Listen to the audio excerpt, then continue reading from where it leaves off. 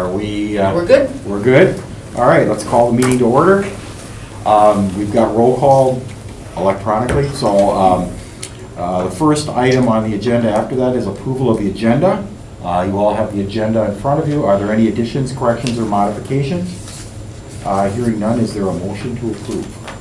Actually, can we have Scott Shaneman here from NeighborWorks. Okay. Could we move maybe the informational item about NeighborWorks? Absolutely. Up so he doesn't have to, not that maybe you don't want to, but that, we'll think we could dispose Sure. of that. Sure. So with that amendment, is there a motion to approve? I make a motion. All right, and I will second. So we have a motion and a second. All in favor, signify by saying aye. Aye. Any opposed? Motion carries. So, item C, approval of the minutes. And again, that's all that was in your packet. So are there any additions, corrections, or modifications to the minutes from October 17, 2019 meeting? Hearing none, is there a motion to approve? I'll make the motion to approve. We have a I'll motion second. and a second. Any further discussion? Hearing none, all in favor signify by saying aye. Aye. Any opposed? Motion carries. Okay. D, public hearings. Public hearing regarding the Green Bay Housing Authority's 5-year plan effective July 1, 2020. Do we need to say it 3 times? Yep, is there any, basically if there's anyone here to comment on the 5-year action. Is there anyone here to comment on the would like to speak in regard to the GBHA 5-year plan effective July 1, 2020? Is there anyone here to speak on the GBHA 2020 5-year plan? Is there anyone here to speak on the 5-year plan? Hearing nobody? We can close the hearing. Okay. Yeah, actually, we should have done is made a motion, I guess, to open the hearing. Oh, Yeah, right. so I'll make that motion. Is there a second? I'll second. I have a motion and a second. All in favor of Aye. opening the hearing? Aye. We've already done the announcements 3 times, so all in favor, is there a motion to close the public hearing? I'll make a motion to close. Is there a second? I will second. So we have a motion and a second to close the public hearing. All in favor signify by saying aye. Aye. Any opposed? Hearing none, motion carries. All right, regular business. So, okay, You want to be? yes. Okay, go ahead. So we received a request from NeighborWorks. They're looking at doing some work on the property at the farmery. And we have an old lien on that from way back in the day. So it's not a subordination. I think you're combining parcels. So you're asking for an agreement. And I would like us to open the floor for Scott Shaneman from NeighborWorks. I'll make that motion to open. Is there a second? Motion and a second. All in favor signify by saying aye. Aye. So if you would just briefly explain what's happening. Sure. And how Okay. we're involved. So there was at one point 2 different parcels. One parcel is where the NeighborWorks office sits, and then there's one parcel where a really ugly building that's going to be a fantastic building in the near future sits. 2 different parcels, parcel 1 and parcel 2. Relatively recently, let me back up. So as of a few months ago, or actually over the last year, parcel 1, where NeighborWorks Green Bay, the offices are, has 3 different lien interests. There's the primary bank, where it's a performing loan. There's a subordinate loan, a 0% deferred GBHA loan for $100,000, which is why we're talking. And then there's a third mortgage from the Brown County Housing Authority that matches the same terms as the GBHA. So that has 3 different interests. That's on parcel 1, where the NeighborWorks office is. Parcel 2, where the farmery building is, doesn't have any loans against it. At one point, the GBHA did have loans against it for $205,000. That was years ago, when the intent of that building was to convert an old armory building into housing. When it was decided that housing was no longer viable there, it did make a lot of sense to have a housing authority to have a loan on a future commercial building. So what we did with staff and the authority here was transfer that loan to another property. Now that happened a couple of years ago. Yep. So back to where we are maybe a few months ago. Parcel 1, parcel 2, parcel 1's loaded up with debt. Parcel 2 has no debt. It's effectively free and clear. Parcel 2, the farmery building, is under construction. To be able to get utilities to the building, we thought through another department here that utilities were a matter of a couple dozen feet out to the road. Turns out that wasn't the case. In fact, it was 140 feet to the perpendicular road. To be able to make that happen, they needed to join the parcels. Without anticipating the hassle that it caused. So now parcel 1, parcel 2 are together. Now we're at a relatively recent point where the farmery building wants to gain a commercial loan to further improve the building. It's in great need of improvement. But with the 2 parcels together, you've got a situation where the new bank would effectively be in 4th position. Now, housing authorities, like many times, are very comfortably being in a subordinate position. Banks are generally not. They like to be first in line when all possible. So now we've got a situation where 2 different banks have an interest on effectively 1 parcel, and they would be in 4th position. So, talking to the 2 banks, they're both in agreement that if a default action happened or something catastrophic happened where they'd have to take action on their lien interest, that they basically says, no, I'm okay with keeping my interest in parcel 1, or what was parcel 1, and the new bank is going to just only have interest in what's at parcel 2, the farmery. Where your authority got caught up is that you've got lien interest that effectively added this parcel 2, but then you also have to say, no, our interest is really over here, so if a catastrophic event happened, that we don't really have interest there. So that makes the new arriving bank comfortable with the situation. So there we have, it's an intercredit agreement. It's not a common agreement that happens too often. They don't read very well. Many times you read it and you take little notes on the side and then describe what you're really trying to say. So that's where we stand now. So what we're basically asking is that the authorities say, yep, you're okay with keeping your lien interest on the interested property that you had always had, that you don't have interest in a property that you didn't have interest in. Because there's an underlying combination of the parcels, that you're basically acting like it once was. So there's really no effect to the housing authority, but we have to execute a document in order to make that. This is a law school test exam, and it's called the doctrine of merger. Okay. So that, like you said, if you have 2 parcels, if you had loans on 1 parcel, and you have a free and clear parcel, and somehow you merge those parcels, the loans from the first parcel merge over to the second parcel. So now all those loans cover everything. And the intercreditor agreement, it's got described, is a way to undo that doctrine of merger and put it back to the way it was before the parcels merged. Okay. So from a loan priority situation, you're treating it like it's still 2 separate parcels. Okay. And I went round and round with your office and the attorney who drafted this to try to pull this all together and figure it out, because it didn't make any sense to me when I first read it, because the title company didn't describe it very well in their title report, and they just described it as 1 parcel. And when I was looking at the documentation for this, it looked like we were giving up our lien rights on parcel 1 to clear up parcel 2. And as you said, the intercreditor agreement kind of looked that way until you understood the background to it and could pull it apart. So once I got back into the finer points of the title report and reread the intercreditor agreement about 7 times, it made sense. Okay. So I've already signed the agreement. That's why it's on for an informational purpose, because it really doesn't change anything, any position that we're in. We are in the same position today that we were last week before I signed the agreement, and 2 years ago when this all started, and 15 or 20 years ago when this really got started. Right, We're still in the same position. We haven't lost anything. So we haven't gained anything, haven't lost anything. We're right where we should have always been.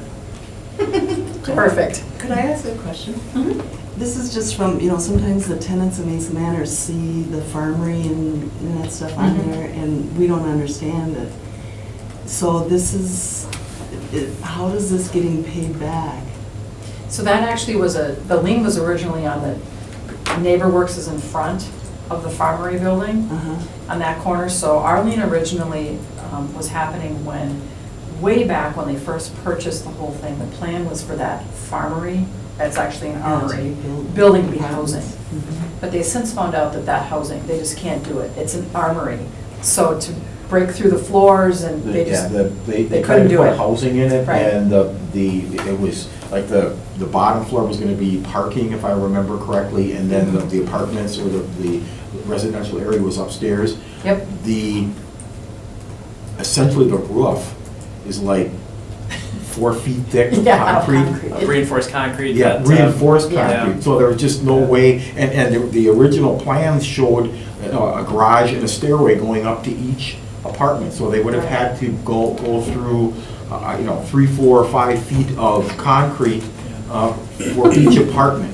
So yeah, we would have 10 penetrations, Yes. and it's not like boring a hole is actually relatively easy, but to actually drop a whole section, I think we probably would have had 10 distinct mini earthquakes as it dropped. Yes. yes. So it just wasn't feasible to make that in a living situation. Mhm. And to even add a little bit more to this, that there was the original loans with this, with that armory proposed to be a residential facility. It also related to the bottling plant, is that what it's called? Yep, that was part of the the bottling project. plant across the street.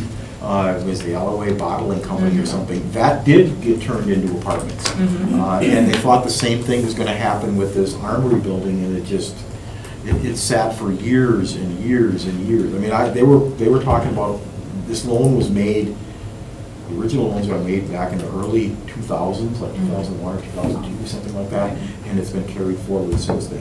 And as you said, that loan from the farmery building got moved over to Westbridge, Westbridge over on Westbridge, Ashland. on Ashland. apartments on Ashland, So, so we have the lien on that. the NeighborWorks tried for years to try to do something with that property to make it profitable and to pay back the loan. It just didn't happen. And so they went the extra mile and found another piece of property that they invested in, and our loan was transferred to that property. I think we're still probably in the second position or something with that, but it is an actual housing property Right. that we have a lien on now, rather than this farmery. And is that getting paid down, that lien? It's a deferred loan. It's a deferred, yes. It's 0 interest, 0 payments but we would receive our money back if they ever cease to be apartments or NeighborWorks ceased to own them. Right, and then we have to. Yeah. So essentially, if the property ever got sold by Mhm. NeighborWorks, we'd get Yep. paid back. So the question that comes from tenants is, why was that ever done? Like, couldn't that money have been used? I mean, it seems to tenants that money got wasted. But that was unrestricted money too, so that wasn't money that was given to us by HUD. It was money that we've gotten through like revenue bond fees and things like that. So it furthers the mission of the housing authority to create housing for low and moderate Yeah, because the income. housing authority, right, part of its bigger mission is the creation of affordable housing, Okay. not just the management of the public And housing. that's what programs. those. And the maintenance of, I'm sorry. Oh, go ahead. Yeah, and the continued maintenance of housing to maintain the housing. Mhm. There's a lot of government entities that will invest in a property, and once those strings no longer exist, they sell off for profit, right? Oh. Or change the use, Yeah. where that loan going over to Westbridge now effectively handcuffs us to maintain that as affordable housing. Okay. Correct me, the bottling plant property, that was affordable housing too. I don't know if it is today, but it was when it started. That one is mostly market. Okay. With the intent of, especially in that neighborhood, to have some income diversity. Okay. And that's actually, I think it's actually served that Yeah. goal. Yes, okay. So, I mean, that's kind of the reason why we will at some point potentially get paid back, but it was an investment in the community Yep. to provide moderate and low-income Mhm. housing. So it's, we're not going backwards, but we are fulfilling our mission with that. You know, we have funded Broadway lofts on Broadway. We've also provided funding for the Friar House flats, affordable housing projects as well. Try to make those go, so. And just, we're on that topic, the one that we funded down at the north end of Broadway, Mhm. that's what's being constructed down there Mhm. now, right? Yeah, that's right. Yes. I know it's exciting. It's. Yeah, my boat is down there during the winter in the storage, and I go past there several times a week, and I keep Mhm. watching the progress, but I Right. thought that was. What is that? It's an affordable housing project on North Broadway, Oh, yeah. part of the rail yard development, a high-rise. 108 units, right? Underneath, yeah. Yeah. Well, that's Every right day. behind, that's right behind you, right? Yeah, Yeah, right next. I get watch it out my window. Right, right. All right. And feel it in my chair. It's a massage chair now, right? All right. So we need to close the meeting? Can we open? Close the floor. Yep. Yeah, close the floor. Yeah, motion, I'll make that motion to close. I'll second. Okay, any further questions or discussion? Otherwise, all in favor of closing the floor, signify by saying aye. Aye. Any opposed? Motion carries. Scott, thank Thank you. you. Thank you. Have a great day. And again, Scott, thanks for coming, because it's always good to bring this back up again every once in a while and Oh, sure. refresh all our memories of all that's going on. Yeah, no problem. And keep up the good work over there. Oh, appreciate it. Thank you. Hey, thanks. All right, so we are back now to regular business. So the first item is consideration with possible action to approve the GBHA 5-year plan effective July 1, 2020. We just had a public hearing on it. Yes.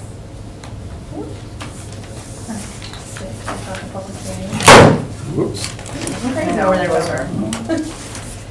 All right, so our 5-year plan is due July 1st, 2020, but we are working on it now because we did not have repositioning of either Mason Manor or scattered sites.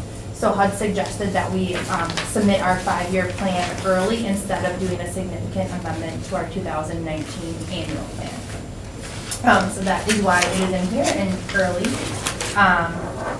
Our 2020 goals, or for our next 5-year plan starting 2020, we have our goals listed in here. We kept many of them the same because we feel we can continue to strive on the good work that we've already done. And we have added 2 additional goals, which is to reposition all public housing units and to work toward ending homelessness. So, right. And then we also gave you the progress of the last 5-year plan of 2015, which was improving the quality of public housing units, manage the properties in an accountable and responsible manner, improve the quality of life for the GBHA residents, ensure equal opportunity and affirmatively further fair housing. So we have hit all of our goals with many and all the objectives within it, so we're very proud of that. This is our VAWA, 5-year plan, so I believe that is everything for our 5-year plan. And are we still at 100% occupancy? Technically, yes. Yes. Like, 100% occupancy at Whoa. Mason Manor. for Mason Manor. And our turnaround time in those units is less than 30 30 years. days, so we're really. Congratulations, that's awesome. Yeah, because what are we That is getting? awesome. Are we getting any this month? We got one this month for Mason Manor. Yes, One this one month. for the end of the month. yeah. Yes. So that's Technically good. 100% occupied. That's Impressive. very cool. So we are looking for our board members to approve our 5-year plan. I will make that motion. Is there a second? I'll second. A motion and a second. Any further discussion, questions? Hearing none. All in favor signify by saying aye. Aye. Do we have to vote on this? Yep. We got to vote on this. How do I do that? It should, it'll pop up on your screen. Oh, okay. You know, the motion. Is it not pop? Not on mine. No, no. And actually, I'm showing, I just noticed this in the upper corner, I'm showing that I'm Sandy. Oh. Hold on, why isn't it working?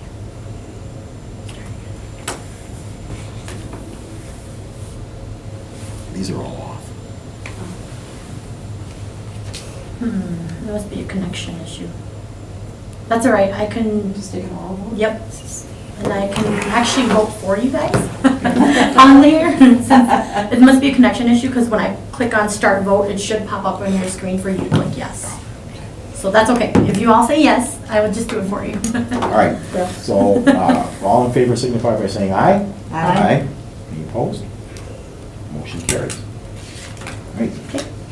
Item number 2, consideration with possible action to amend Chapter 9, Reexamination of Admissions and Continued Occupancy Plan. We're almost done with the full ACOP. I think we have like 3 or 4 more chapters for next month, and then we should be good.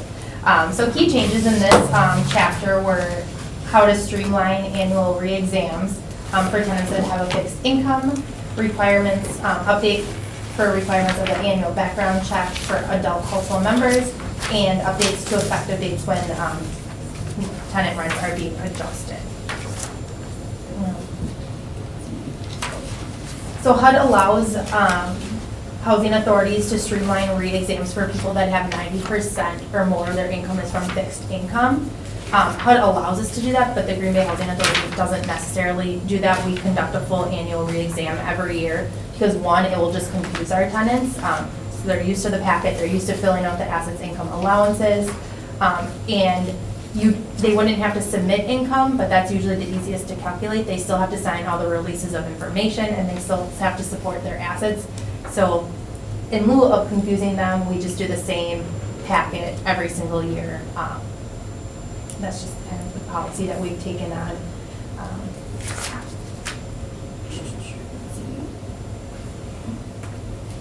And then for background checks, they've updated the National Sex Offender website, so we have added that for background checks. And they also requested that we have to have a specific question on our annual packet, and that asks if anybody is subject to a lifetime sex offender registrant. And we've already had that on our recertification packet, so we didn't need to update any of those.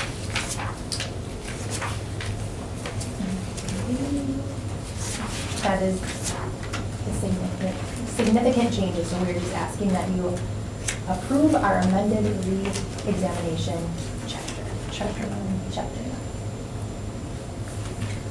Does anybody have questions on it? Yeah, I have a strange one. Okay. On page 9 of 8, it says changes in family and household composition. Yes. And at the bottom it says the GBHA has limited secretion in this area. What does that mean? 9-8. It's Oh. changes in family and household composition, the first paragraph. I am not sure. It just doesn't, it sounds almost like a misprint of some kind. It would be discretion Yeah. instead of, what does it say? Discretion. Yeah. Discretion. I'm like, if you just uploaded the change. Yeah. It was a copy cut Change that to paste thing. discretion. Yes. Okay. Good catch. Good You catch. catch that. You got that real fast. Yes, I did. I was just skimming through this and I went, the word just sort of popped out at me. There's probably, hopefully there's some others, but, so, all right. I can do a search of secretion for this. Okay, so you need a motion to approve? Yes. All right, I will make that motion, subject to the inquiry into the term secretion. I'll second. All right. Do you want us to try electronically voting again, or you want us to just do it orally? We could just do it orally. All I don't know right, if so it's gonna, all unless in- you guys wanna try. Favor signify by saying aye. Aye. Any opposed? Motion carries. Thank you very much. Moving right along. Let me jump back here.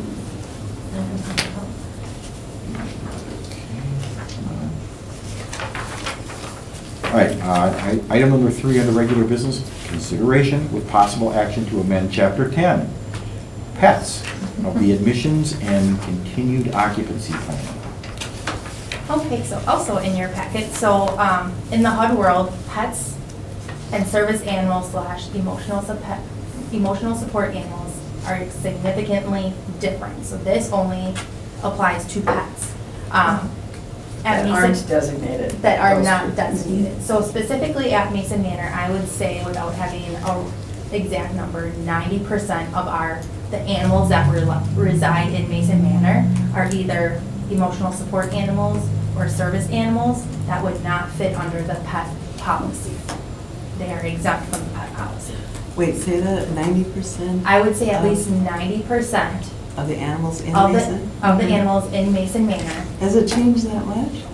Do you feel that number is at least 90%? Oh, really? Yep, yes. Because it used to Oh, be yeah. that we had so many cats that were just pets, but that it- must not be the Yep, case so cats anymore. can be emotional support animals or Oh. service animals. So those are not subjected to the pet policy or pet guidelines. So if an animal is a service animal or emotional support animal, they are not subjected to the pet deposits. There are no deposits for pets that fall under that. And that's a HUD regulation? Okay. Yes, unfortunately. Because that's where the damage can come in. Yes. So again, the pet policy is for Mason Manor and scattered sites, so it's for overall. So some of the bigger changes that we are looking at changing is taking away the 50-pound, previously there was a 50-pound weight limit for animals. Again, doesn't matter to. Isn't that discrimination? Yes. Yeah. So a lot of our tenants My in fat scattered. dog wouldn't qualify. So a lot of our scattered sites. Have to go on a diet before I tenants, meet yep, have labs or golden retrievers or stuff like that would not, we do a reasonable accommodation for them to have animals that are over 50 pounds. So again, we're just looking at. We just took that out of the policy. Yeah, Yeah. having a weight restriction for our pets. And yesterday when they brought this Yeah. up, I brought it up that the tenants have, some of the tenants have a fear because they're afraid of being knocked down by the bigger dogs Mhm. Yeah. or being bit. Mhm. So whenever we talk about these things, that's what they bring up. Yep. Hmm. And so it's just whether it would, so if we had larger animals in Mason Manor, we have a few. But again, if they were a pet or if they were a service animal, if they were a service animal that a medical doctor or medical professional signed off that they medically need it, they can be 50 pounds, 100 pounds, it could be a mini horse. We would have to allow that in Mason Manor. So we can't really say like, so-and-so has a larger dog and it's an assistant animal, we can't, that's confidentiality, but yes. Oh, you can't. Yeah. So then people bring up that how unfair it is, I suppose, huh? Mhm. Mhm. So, Then I see that the following animals are not considered household pets. Listed within there are pot-bellied pigs. if a Insects. pot-bellied pig was a service animal, we would have to allow it. Because it doesn't fall under the pet policy, Yeah, it's a service yeah. animal. And I think Like a another mini horse. issue that we run into is people who have two dogs. Yep. Mm. So then people are like, well, I thought we can't have two dogs, we can only have one dog and one cat.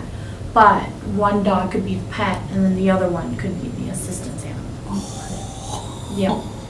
But we can't share that. Yes. Gameplay. Just so you know. I think that's the number one biggest argument I hear from people about pets, is the people with two dogs. What do you say then? Each household, like, I don't know, we say we can't share due to confidentiality, but they are in the rules and rights and policies of the Green Bay Housing Authority. Well, at least there's something to say. Oh, yikes. Can we have a policy that says you can only have one pet, regardless of service, or Well, then it's a pet. you can only have one animal residing with you, whether that be service or pet? We could. So if you have a service dog, you don't get to have another Or pet? what if you I have a don't- doctor that says, you go to one doctor and they give you a. They have to do, they have to perform separate tasks, the animal slash pet. For the person, yeah. Yes, but if, I don't think legally we could say you're only allowed one animal, because we could say one pet. You're allowed one pet, but then a service animal is not a pet. Yes. Are they a permit? Yeah, This you is could- all You know what I'm fair trying to house, say, like, yes. if you have a service Fair animal, house, Right, yeah. there you go. Yeah. that's your You're one, good. But it's Yeah. not- whether it's service or pet. But you could have as many service animals as you could They get all have to- doctors to give you Yep. prescription. They all have to perform a separate task. Or So you could like, have multiple, like in the scab So sites, they you could have get two multiple cats. people in the house with each having their own service. correct, animal. and we have had that. Yeah. And then you have And HUD like also depression. requires us to allow pets. Correct. Okay. And we can't say Multiple anything pets? if the doctor wrote No, that. but we have to allow a pet. So if somebody has a service animal, it's not a pet, so we still Correct. have, that's how they could have. Yeah. I mean, we're Based just on got the- so many units, they're small. Yes. Right, I was That's a gonna lot say, of how- animals in a building. Hard to Yeah, get a how medium can horse I into get one of the to- units, You know, There's larger a handful of dog. people that have two. Yep. or in the elevators. I just had it's a hard topic, and now I can't Yes, so, think of it. I especially lost it. since everything is kind of under consideration over I mean, I love dogs, emotional, but. yeah. I mean, Do, Yeah. with your concern about, the, you know, residents having concerns about the animal, do we have, is there an insurance requirement with that? So that, let's say somebody's got their lab in the elevator and somebody else gets in and the lab nips somebody. We have a bite policy. Okay, but Yeah. do we have an insurance policy that they have to have insurance to cover the animal? No, I don't think insurance, but we do have where they have to be updated for vaccines and for registering with the city of Green Bay. Might want to look at whether Would you there's. require, would HUD allow us to require an insurance policy for yeah, animals in that's case what I- there's a bite or a fall or? you know. A lot of, Uh-huh. a To lot get of bitten, yeah, apartment, yeah. I just saw this with a lot of like hotels that are pet friendly. Mhm. You have to provide insurance information Mhm. for when you bring that pet in. Okay.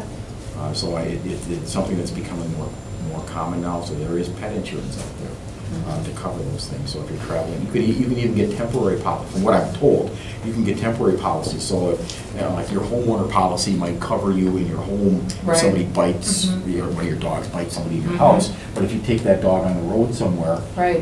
you have to get, your homeowner's policy wouldn't cover that necessarily. So you'd have to get separate pet insurance to cover that if you want that Wow. dog to stay with you in a hotel while you're traveling. So, you know, they may need to look at that to see if there's I'd insurance say very, coverage. I would Or guess renter's insurance. none of our tenants have that, because very few I actually know have. none of them Yeah. do. I never had it. Yeah, So, because I but- know barely minimal have renter's insurance. Yes. I mean, that could be a way of limiting people having pets is to have require them to have an insurance policy for the protection of other residents. So can we do that even for assistant vet? That would be my question. Yeah, like. Because I would, Because they can still bite. Even if they're in assistant. service animals / emotional support animals, Mhm. yes. Wait, say it again. What did you say about that? Can I you- just don't know if it would be for pets, if we can require it for pets and for service animals. That's a question for HUD. Yeah. Right. You know, and, Yep. you know, go from there with it. But I think, you know, your concern is valid, that, you know, a big dog knocks somebody down or nips at somebody. And there's an injury, Yeah. and there's a cost related to that. Yeah. Who's gonna pay for that? Yeah. Yeah, because a couple people already have been knocked, but they, you know, they get hurt really Mhm. bad, but that's why, when they're on their walkers and stuff too. Sure. Right? So it's good we don't have those. Retractables. Yeah. So, you know, I'm thinking, you know, walking down the hallway or sharing an elevator. Mm-hmm. Can Right. happen. So Mhm. I'll have to take a look at it. Okay, yeah, I can definitely email them or contact It's a them. good reason for reviewing these plans all the time, because these thoughts Yep. come up. Yes. So, anything further on chapter 10? Looks like you're allowing pets within the community room. Let's see.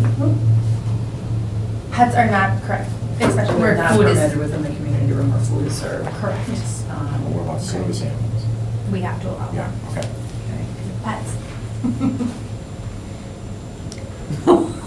You added a traveling place. And again, you can't say anything if people ask. You just have to say. Confidentiality. But these guys know. Yeah. So they could Do enforce. they have to have something that says this is a service animal? Yeah, That's what I thought. yeah. Yep. I mean, I've seen it in churches and. For service animals, yeah, but like the Emotional. emotional supports, not really.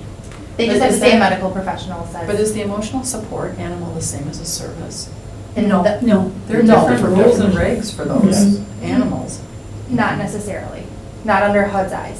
So like, if we go to a grocery store and an eye-seeing dog can go in, Mm-hmm. and then like my anxiety cat cannot go in. But for like, it's either pets for HUD or it's an assistant animal.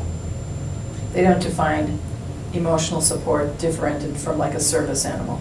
They do, but like we have to allow them, like they don't, neither one are subjected to the pet deposits, neither one are subjected to the pet count. But can there be different rules for an emotional support pet than a service? Like Yes. service animals are trained. Right, Yes, yes. they provide a They're- task. You know, exactly, emotional support is different. Mhm. Yep. So my question is, like, can it, like, for this one exactly, like, emotional support dogs around the food? My question is HUD saying you have to allow an emotional support animal around food in the community room, much like a service animal, or could the rules be service animals differentiated from pets and emotional support animals? See what I'm saying? Mhm. I bet you've got way more emotional support animals than you do Yes. service animals. Oh, 100%. Oh, yes. 100%. Because service animals are very difficult to Mhm. get, and they're higher level, Expensive, yep. expensive. So that's my question. I would say just for this chapter, this is strictly for pets. Okay. But those are some things we should Yes, look at yeah, maybe, for our pet, our internal lease pet policy. because this might change if HUD says no emotional supports could be handled in these Yep. fashions. We want to add that to this policy Yeah. at some So point in the th- future. Yes, so right? this is just strictly pets. So that same insurance question, I think, should run into the emotional support Yes. and the Yeah. service animals. Right. Right. Yeah, you can have it, but you have that insurance coverage to protect the residents. Yes, I will reach out to our contact. Okay. All We right. love pets. Any animals. Anything else on chapter 10? Any other questions on chapter 10? All right, is there a motion to approve the proposed changes? Make a motion to approve. I will second. Any further questions or discussion? Otherwise, hearing none, all in favor signify by saying aye. Any opposed? Motion carries. Item number 4, consideration with possible action to amend Chapter 11, Community Service of Admissions and Continued Occupancy Plan. Okay.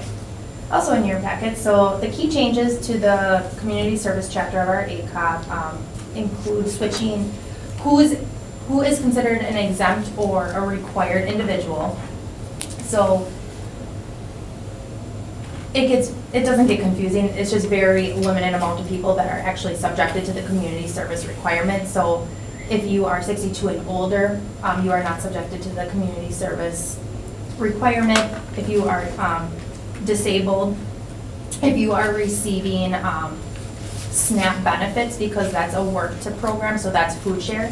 So a lot of, if food share is in their name, like so the head of household, so they are not required to do the community service requirements. So in the community service requirements, also if you are working 20 more hours a week, you are not subjected to the community service requirement. So then the people that are eligible are a lot of times, like it's a student that just graduated from high school and isn't necessarily like enrolled in a next higher learning, and they are not working, so like our 18, 19-year-olds, and food share is not under their name, they do have to do either 8 hours of community service monthly or 96, is that the right math, over a 12-year period. 12 months. 12 months, yes. So When what I say do 12 year. Yeah. You have to document what Yeah, they've so we done. have a form that they have to turn in either monthly or yearly. A lot of them do monthly or quarterly. Sometimes they'll double up on a few months and then turn in Mhm. 24 hours that we have to fact check with the community agency. Okay. HUD has kind of explained what is allowed as community service, what isn't allowed. Political events are not considered community service, going to shelters or what churches are, if they have like outreach programs. There was a few updates between changes of status, so if an individual is required to do community service and then starts a job, then we just have to document that they're no longer required to do the community service, or if they lose their job, then we just have to document that they are required to do service until their next either place of employment, once they start averaging 20 hours a week or more, or receive food share, or get in a job placement, or school. School is also considered a higher education that they're furthering and making themselves more self-sufficient. That's kind of the goal of the community service requirement, and making them more self-sufficient. So there was a lot of changes in the CFRs and the public notices, so that's why there's a lot of red line in and out. This is a lease termination offense. HUD is very proactive about their community service, so if we do not get an individual within a lease to submit their community service requirement, we kind of start I start annual processes usually around 120 days before they're due, so that's one of the things that we're checking to see if they're compliant. If they're not, then we need to get a written plan in place of how they're going to make up those 96 hours from the previous 8 or 9 months. And then if they do not submit the documentation or keep up with their workout plan per se, we absolutely have the authority to terminate a lease. And So that's kind of actually what- required by HUD. It is required, that is a Right. lease termination requirement. So I think the later half of the chapter kind of continues to go on how we terminate leases. And then we did provide what we give our tenants at lease up and at their annuals for an exempt and non-exempt individual on a lease. And then we also provide like the workout plan that we have, and, we don't have the form that they fill, but that's okay. So we are asking that you approve our amended changes. Does anybody have any questions for the community service requirement? Just another thing that we have to check. Okay. No questions, is there a motion to approve the changes? I make a motion. And I will second. Again, any further questions or discussion? Hearing none, all in favor, signify by saying aye. Aye. Any opposed? Motion carries. Moving on to item number 5, consideration with possible action to amend Chapter 12, transfer policy of admissions and continued occupancy plan. All right, so last month we were very heavy on the domestic violence, stuff like that. So this is, the only big change of this policy is verified incidents of domestic violence, dating violence, sexual assault, or stalking. So if we have a tenant that has a verified account of the situation and we have a unit available, we do have to transfer them per their request. In our VAWA plan, that's also in our 5-year plan, we also work with the community agent, the other community housing authorities, Pulaski, De Pere. So if we do not have a readily available unit, we reach out to De Pere or Brown County to see if we can get them a Section 8 voucher.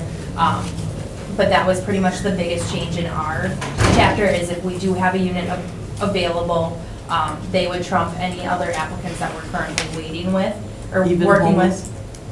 Yes, if we have someone that already paid their security deposit and we're just waiting to sign their lease, victim of a verified event would trump, so we can get them in a safe. So you're trying to protect this tenant. We are, because they're in a yes. volatile situation. Yes. So then, if they would move out of their current unit, we could essentially transfer that other family that was Oh, yeah. scheduled to go into that unit to that one. They may have to wait 2 or 4 weeks or whatever, it was.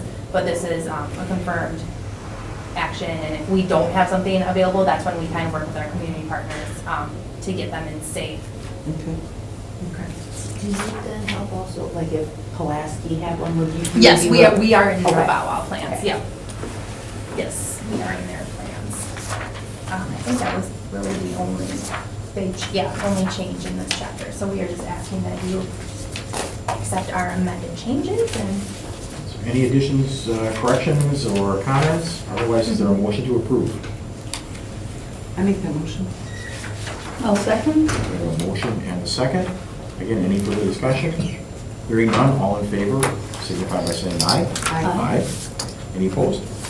Motion carries. All right, moving on to item number 6, consideration with possible action regarding flat rents and utility allowances effective January 1, 2020. So I was re-looking at this morning and realized I can't carry numbers. So the one that I just gave you is the correct one. I'm not sure how I carry numbers. But the fair market rents for 2020 that HUD posted have actually gone down compared to 2019. So if legally, we have to keep our flat rate rents at 80% of the fair market median. So we are just asking that we continue to keep our flat rate rents the same for 2020. They are all above 80% of the fair median rent. And historically, we've always used the Brown County Housing Authority's utility allowances, and they're updated in July, so we've kept those the same as well. And we also historically have partnered with the Brown County Housing Authority to make sure that our rents are reasonable. And I just got that email last night that they confirmed that our rents are reasonable, so. So this is an example of something that would change for us with scattered sites. Yes. These rent amounts, we would be able to.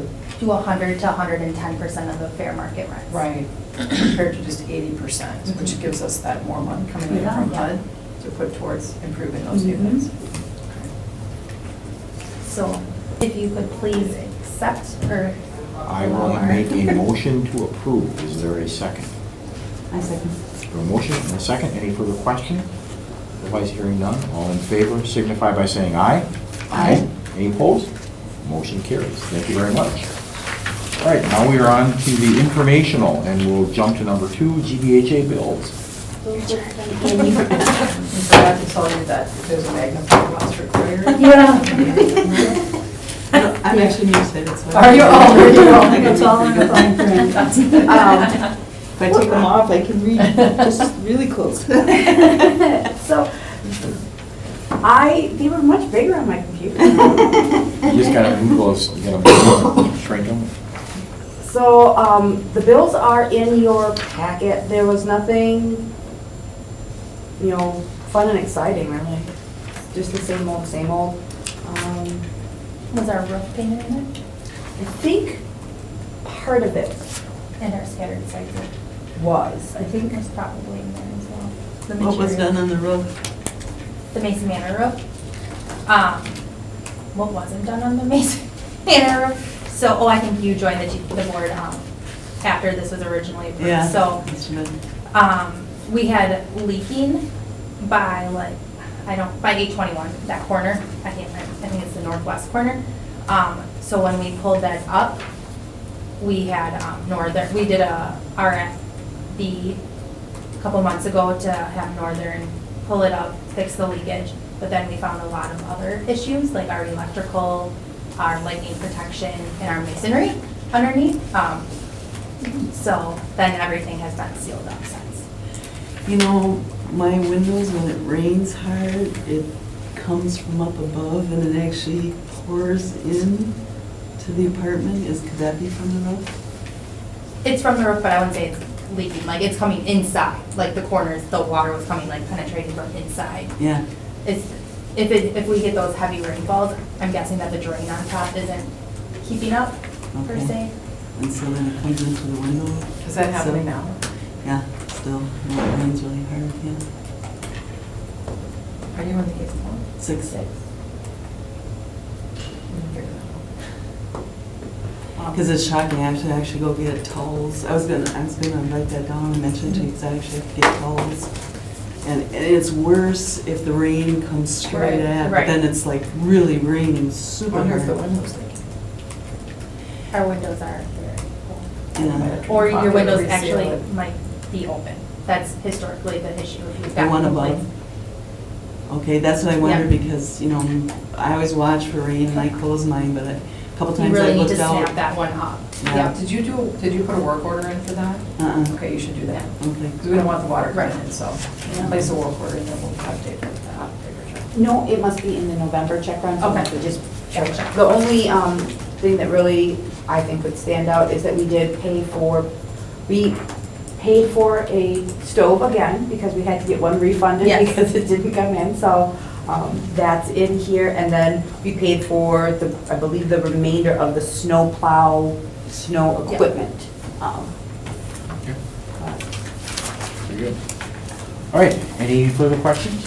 Otherwise, I will make a motion to approve. Is there a second? I'll second. All right, motion, and this is just to place on file. Yep, for this is just- information. yep. So, the motion and the second to accept and place on file. All in favor signify by saying aye. Aye. Any opposed? Motion carries. Moving on to the GBHA financial report. Okay, that's the small one. That's why we have the summary though. So, we're progressing along. Yep, we are technically not in shortfall that we don't have money, but we are spending into our reserves. So, and that number is 6 months of expenses on hand. So we are just currently below having 6 months of expenses readily cash on hand. But we kind of knew that that would happen, and that's why we're looking at repositioning. So, and then there's also, if you flip to, I think it's 1, 2, 3, 4, the 5th page is the CFP report. I didn't make the change that was requested the last time, so it does say Capital Funds Program Report, which is what CFP stands for. And that's where we're at. Jamie worked very hard and did a great job getting 2016 spent well before our April deadline, which it gives me a heart attack every year when we're like coming up against that, and because it's due in April and you can't start construction usually, so I really commend her for making sure that things got done and out the door in this year so that we don't have to struggle now. Any further questions? Otherwise, is there a motion to approve, accept, and place on file? Motion to approve. I'll second. Okay, a motion and a second. All in favor, signify by saying aye. Aye. Any opposed? Motion carries. Very good. All right, I'll just jump over something. Number 4, Langen report. Doesn't appear there's too exciting there. Nope, nothing too exciting. All right, so we need a motion for that? No. All right, director's report. All right, got a lot of stuff to cover. Terry. What? We got our capital needs assessment back. We're reviewing it now. It was low. We think it was low. They were off on some major elements. For example, we knew that there was an estimated cost for a generator replacement of about $500,000. Their estimate was about $35,000. Oh, So geez. there's a disconnect somewhere on some of those items on that report. So we're gonna try to contact them and talk to them about, like, we'll share with them the estimates that we've gotten on some things. Overall, it looks like the year 1 is about, I think, 3 million, 4 million of repairs that would need to be made. And over 10 years, I think it was up to. Well, total 6. Total of 6 million. So I just wanna, HUD made it clear that whatever capital needs report they see, they can't unsee it. So we're not gonna send anything into them until we're confident that it's accurate. So we're still working on that, capital needs. So our roofing work, and you can jump in on this. So we hired a contractor to replace some roofs and some siding on our scattered sites. And the contractor hired a subcontractor, and they installed 3 roofs on our scattered sites. And the method of installation would not allow us to take advantage of the full warranty on the shingle. So they didn't use an appropriate nail. Or sheeting. Or the sheeting underneath it. And if you don't install it properly, then they won't warranty the shingle. That's part of the problem. So we met with him. He gave us a proposal of, normally you have a 1-year warranty on labor when you do a contractor. He said, well, look, I don't want to replace all these. Of course, that's expensive. So we'd be willing to give you a 10-year warranty on workmanship. Anything would happen in 10 years. And we had a meeting with some of our building inspectors and our purchasing person. We decided that, no, we'd like you to replace the roofs. That's what we bid out. The specs were on the bid. The 10-year warranty is great if you're around in 10 years. Yeah. That's kind of an iffy thing. And we spent the extra money to do that work the way that it should be, so we've asked them to replace those roofs the way that they should be. I haven't heard anything back of you. We have not asked, they don't know that we're gonna be requesting them to redo that. They had to give us some documents. We wanted them to finish a few current projects before we told them that, and they Okay. have not supplied that information quite yet to purchasing. Okay. So we just told them. Yeah. And They just had- your concern is valid, because that's not an uncommon thing for the contractor who is providing the warranty from a manufacturer Mm-hmm. to, if they run into a problem, they will simply dissolve themselves as an entity and recreate as another entity. Mhm, right. Same name, Mm-hmm. but then they will claim that, well, I'm a new entity, Yep. that warranty is not valid anymore. Go after the company that Yeah, doesn't exist. yep, okay, so that's kind of where we are with that, still working with them. We're proceeding on with the Section 18 application. You have a special present today, Bill. We have our 48 trust documents that need to be signed. Well, thank you for the warning. Is that my Christmas present? So we'll get those re-recorded, but I think our goal is to try to get the application in by the end of the year. Awesome. And I think we can do that, we've got a lot of stuff done. So there's some narrative writing we need to do. The Brown County Housing Authority, I believe, in their last BCHA meeting, are going out for that RFP, specifically meant for a housing authority to transfer over these vouchers, so they're Cool. beginning that process, which is good. I think even if we get an application in, processes, we get an application into HUD, they review it, ship it back to us, make sure that it's perfectly right, and then they'll send it on to the SAC, SAC, Special Assessment Center in Chicago. bigger people. Sexy. So they're thinking that kind of our best case scenario was, let's say August for that to happen. So we're gonna plug along as long as we get our stuff done and it's in their hands, and hopefully they'll do that properly. And then we're proceeding along with the kitchen. Yeah, our community room kitchen that we received a $25,000 Wow. WIDA grant for, Yep. so. We're waiting for countertops. Yep, they should be in and next week. Appliances. Are here. Oh, they are. Okay, They're, good. yep, they're here. The floor is in, the cabinets are in, it smells Cool. good, it looks good. So that'll be nice, that'll be ready for our holiday party. Awesome. Which is when? December 19th. December 19th. so of Thursday, course- December 19th at 5. For the Four? doors open, 5, dinner is usually served. Which you are all welcome to. Yes, we will send out invites like we usually will. Oh, one more thing. So we have a request, I emailed this to you, I don't know if you got a chance to read that. I or started not. reading it, so just before I left, so I got a phone call just before I left, so I didn't get to Yeah. read all of it. Well, I know we what just they're got it. asking for. They're just looking to, I kind of refinance these bonds, I Yeah. guess, but I haven't had a conversation with this group. They just really wanted an update on our contact information, which we did. But, you know, I just had questions, I mean, you know, who was gonna cover the cost for the execution of the documents? I wanna know if there's reimbursement for attorney's fees, we send it down to law. Is there, I mean, sometimes I think there might be a fee involved that the housing authority can get as a result of that, so I'm kind of looking into that. Their plan, though, is they would like, if we can work all that out, they would like a resolution approved by the GBHA, if we're in favor of that, at the December meeting, the December 19th meeting. And their plan is to then go on for a final bond resolution at our January meeting. And this is for bonds for, I forget the name. It is it's the university project, university housing Yes. project on campus. Yes. And so. Is it both bonds or one bond? I forwarded. Yeah, Because they have two. Oh, okay. And I think it's both of them because they have a series of bonds, the first in 97 and the most recent in 13. Okay, so it is both then, yeah. so, and correct me if I'm wrong, but what this is, GBHA is essentially a pass-through for this. Mhm, The- correct. The developer is using GBHA's name and its Our rating.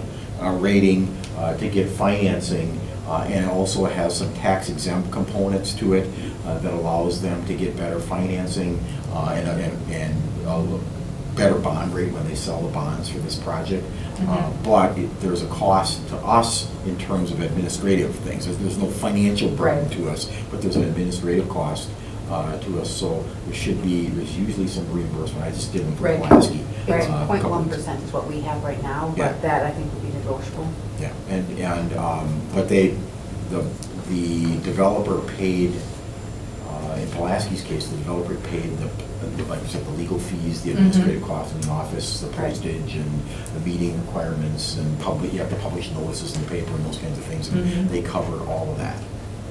So I would expect that would be similar with this. Okay, so who then is that something you would do as the board chair, or do we send this down to the law department Yeah, to negotiate? law would handle it and Okay. negotiate it, and from a board perspective, all we're doing is approving and signing. Right, that's what I'm thinking, so, Yeah. okay. But, So I'll get any- this down to our law Yeah. department. Yep, to any look at costs that law has downstairs should be covered by that. Plus, the clerk's office is gonna have expenses for publishing notices and those kinds of things. Okay. We just keep a record of it. that. Sounds good. I'm guessing that law has some kind of a rate Probably that they- external rate that they plug in for this, because somebody's gotta review, and there'll be reams of paper Yeah, and stuff. right. Somebody's gotta review all that, And that's gonna take some. well, yeah, but the bond counsel from Foley, I think it's Foley and Lardner. Yeah, the law firm yep. on this one, Mhm. they will draft all the resolutions, but someone's got to Okay. review them to make sure that because they do a bunch of this stuff, and Mhm. the last one I did for Pulaski, they made, in the middle of the documents, they made reference to New London. Oh, so you gotta catch those Yeah, as you they're gotta catch all using those little templates, yeah. things, because they Okay. use the same templates over and over again, and they don't always cut and paste correctly. Okay, so that's coming down the pipe. Yes, okay. I think that's enough. Been busy. Yeah, I know, I was thinking that Busy. too. It's a lot. All right. Any questions? Otherwise, we'll move on to occupancy report. All right, so that is in your packet. We do have we have one Mason Manor vacating this month. We do have a few projected for next month. For continuing turning and mean in 30 days. And then for the total number of move-ins that we have had for 2019, we've so far signed 50 new leases, and then we also have 51 move-outs for 2019 thus far, so. Like those numbers. 25%. Those numbers are great. Yeah. Yep. Fantastic. All right. Any questions? All right. Jump back. Next month's meeting, December 19th. So that's the question. Terry's iffy on the 19th. Yeah, I just, any date in December, I shared that, anything could come up that could prevent me from now in December. Are there any, does the 19th work for both of you? That works for me. Okay. Yeah. I'm going to send an email out to Steve and Sandy, Okay. just because we'll need a quorum if Yes. that Good idea. resolution needs to be signed. So if I need to move that meeting for some reason, I'll see what your availability is for that. Okay.